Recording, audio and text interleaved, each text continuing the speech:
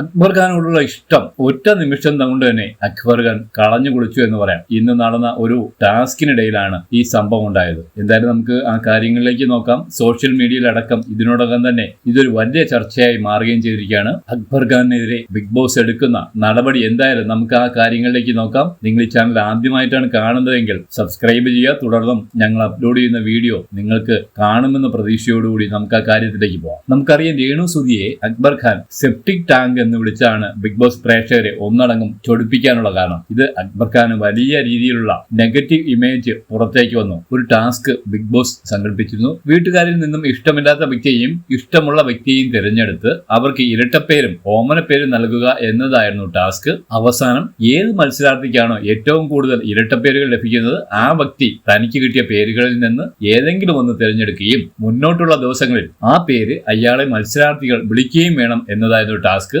ഓരോ മത്സരാർത്ഥിയും പല പേരും വിളിച്ച്, ഓമനപ്പേരും ഇരട്ടപ്പേരും വിളിച്ച് അക്ബർ ഖാൻ വിളിച്ചത് രേണുവിനെ ആയിരുന്നു. തനിക്ക് ഇഷ്ടമില്ലാത്തയാൾ രേണു എന്നാണ് അക്ബർ ഖാൻ പറഞ്ഞത്. രേണുവിനെ സെപ്റ്റിക് ടാങ്ക് എന്നാണ് അക്ബർ ഖാൻ വിശേഷിപ്പിക്കുകയും ചെയ്തത്. എനിക്കിവിടെ കുറെ ടോക്സിക് കാര്യങ്ങൾ രേണുവിൽ ഫീൽ ചെയ്തു. മനുഷ്യന്റെ ശരീരത്തിലുള്ള വേസ്റ്റുകൾ കളയുന്നത് അവിടെയല്ലേ, അതുകൊണ്ട് ഈ പേര് കൊടുക്കുന്നു എന്നായിരുന്നു അക്ബർ ഖാൻ പറഞ്ഞത്. ഇത് മത്സരാർത്ഥികൾക്കും ഇഷ്ടമായില്ല. ഓരോ മത്സരാർത്ഥികളുടെയും മുഖം കാണുമ്പോൾ അയ്യോ എന്താണ് ഇയാൾ പറയുന്നത്, ഇങ്ങനെയൊക്കെ ഒരാളിനെ വിശേഷിപ്പിക്കാമോ, ഇങ്ങനെയുള്ള ഒരു പേര് കൊടുക്കാമോ, വളരെ മോശമായി പോയി എന്നാണ് മറ്റു പല മത്സരാർത്ഥികളുടെയും മുഖത്ത് നിന്ന് നമുക്ക് വായിച്ചെടുക്കാൻ കഴിയുന്നത്. രേണു സുധിക്കും ഈ പേര് വലിയ വിഷമത്തിന് കാരണമായിട്ടുണ്ട്. അവരുടെ മുഖത്തും അവർ പുറത്ത് നടക്കുമ്പോഴും ഒക്കെ അവർ പറയുന്നുണ്ട്, അയ്യോ എന്റെ ജീവിതത്തിൽ ഇങ്ങനെയും ഒരാൾ വിളിച്ചിട്ടില്ല.